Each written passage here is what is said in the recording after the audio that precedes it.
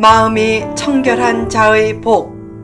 두 번째, 마태복음 5장 8절 말씀. 전편에 이어서 계속됩니다.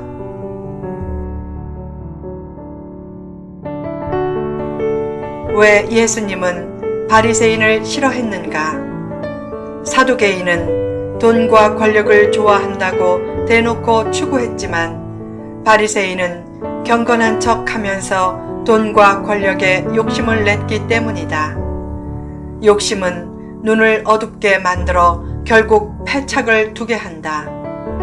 바둑에서 왜 훈수할 때 수가 더 잘 보이는가?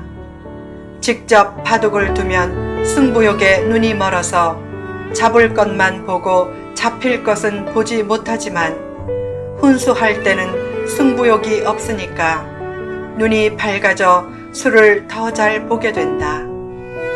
욕심을 부리면 더 빨리 부자가 되고 출세할 것 같지만 돈과 권력을 바로 쓰는 지혜가 없기에 자충수를 두어 오히려 더 인생을 망친다. 그 모습을 보고 자란 자녀는 나중에 걸식하게 된다. 반면에 욕심을 버리면 돈도 못 벌고 출세도 못할 것 같지만 돈과 권력을 바로 쓰는 지혜가 있기에 처음에는 늦는 것 같지만 점점 축복의 가속도가 붙어 나중에는 누구보다 복된 존재가 된다. 또한 그 모습을 보고 자란 자녀는 나중에 거룩한 큰손이 된다. 욕심은 영혼을 흐리게 하는 내면의 아말렉이다. 물질의 힘이 커지면 정신의 힘은 약해진다. 솔숲의 청풍을 느끼려면 선풍기를 꺼야 하고 풍성한 명월을 느끼려면 등불을 꺼야 하듯이 풍성한 인생을 느끼려면 손을 펼 줄 알아야 한다. 돈 없이도 누릴 수 있는 행복의 조건들은 많다. 계산적으로 살면 잘 살 것 같지만 더 못 살고 순수하게 살면 못 살 것 같지만 더 잘 산다. 3. 초심을 잃지 말라.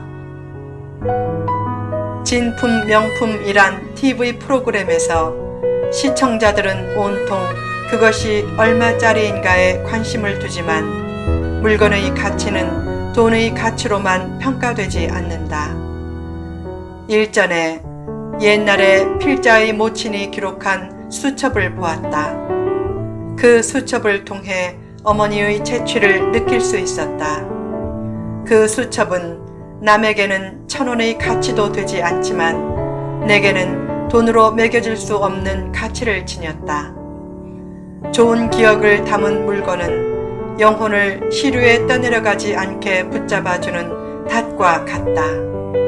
살다 보면 돈 외에 행복의 조건들이 많다. 가끔 옛 친구를 만나면 설렘도 있지만 두려움도 있다. 그 친구가 옛날의 재취는 없고 전혀 다르게 변해 있으면 그 만남이 부담스럽다. 차라리 만나지 않고 옛날의 좋은 기억을 그대로 가졌으면 좋았을 것이라고 하면서 만남을 후회하기도 한다. 사람은 과거의 좋은 기억을 오래 간직하고 싶어 하지만 정작 오래 간직해야 할 것은 과거에 선한 결단을 했을 때 가졌던 초심이다. 역대하 26장에는 우시야 왕이 초심을 잃고 망한 얘기가 나온다. 우시야 왕은 비극적으로 죽은 아버지 아마샤를 이어 16세에 왕이 되었다. 그 후 52년 동안 유다 왕국의 최대 번영기를 이끌었다. 그는 산업을 육성하고 무역로를 확보해 큰 국부를 창출했고 군대를 정비하고 무기를 개발해 막강한 군사력으로 영토를 확장하고 이웃 나라의 조공을 받았다. 그의 성공에 대해 성경은 그가 하나님 보시기에 정직하게 행했기 때문이라고 말한다. 그는 스가랴 선지자에게 하나님의 뜻을 물으며 하나님의 뜻대로 정치를 했다. 그가 나라가 강성해지면서 교만에 빠졌고 말씀에 귀를 닫으면서 선지자의 말보다는 아첨하는 무리의 달콤한 말에 더 기울어졌다. 결국 우시아는 초심을 잃고 교만에 빠져 제사장에게만 허락된 제단에서 향을 피우려고 했다. 그때 제사장 아사랴가 제사장 80명을 데리고 가서 말했다. 여호와께 분향하는 일은 왕이 할 바가 아니요 오직 분향하기 위하여 구별함을 받은 아론의 자손 제사장들이 할 바니 성소에서 나가소서.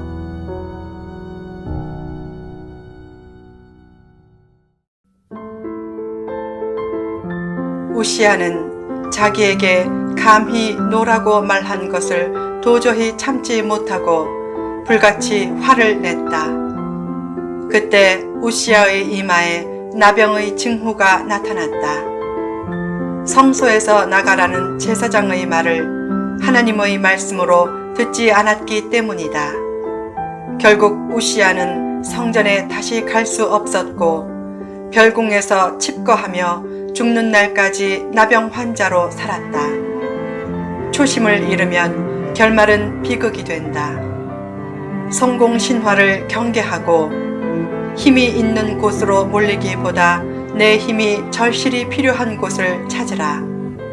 다수에 휩쓸리지 말고 창조적 소수가 되기를 두려워하지 말고 힘이 생길수록 자기 마음을 지켜야 리더의 축복을 얻고 예수 믿고 인물되는 축복을 얻는다.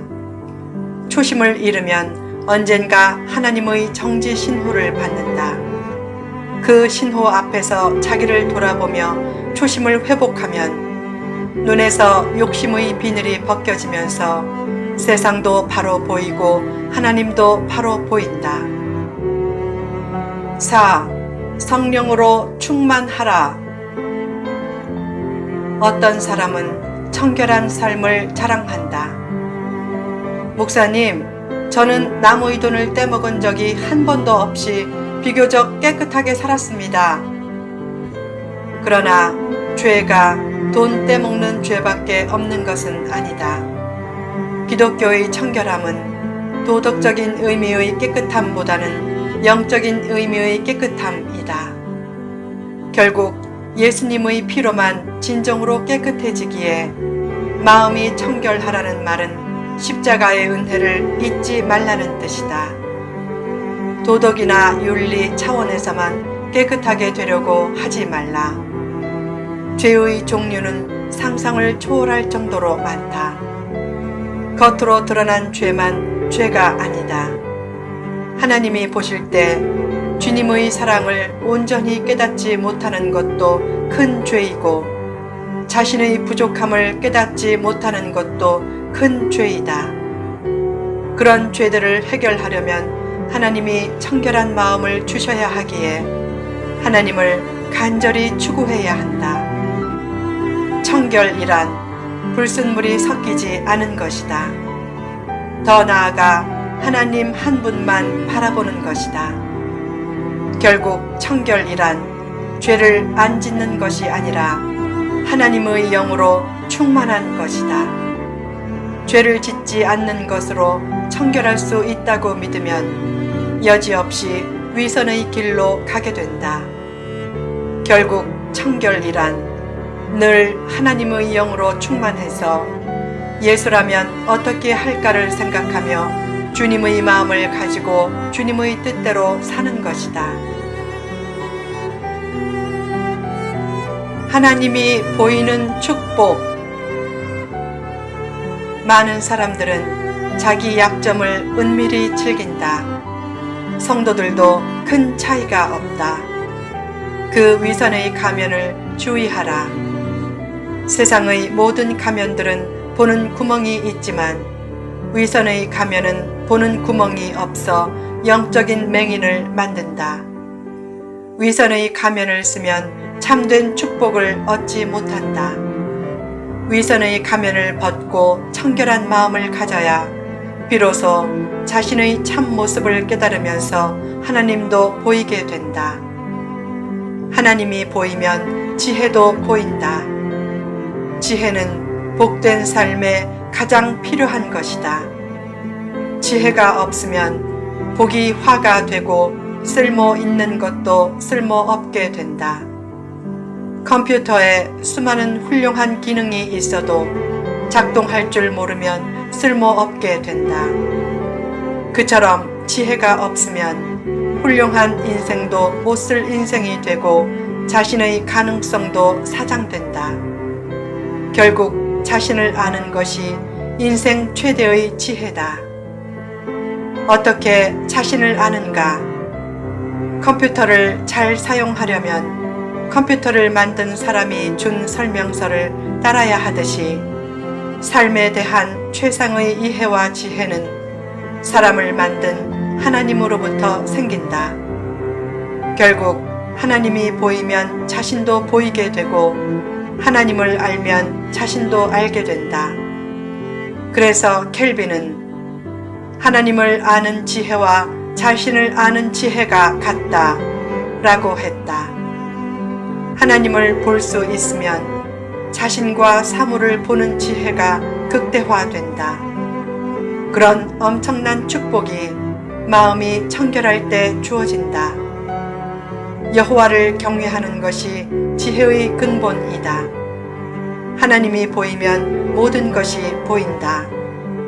결국 마음의 청결이 지혜의 근본이다. 청결이란 헬라어 단어에서 카타르시스란 단어도 나왔다. 마음이 청결하면 자신의 마음도 시원해지고 하나님의 마음도 시원해진다. 하나님께 가까이 가면 청결해지고 반대로 청결해지면 하나님과 가까워진다. 청결함의 소원을 포기하지 말라.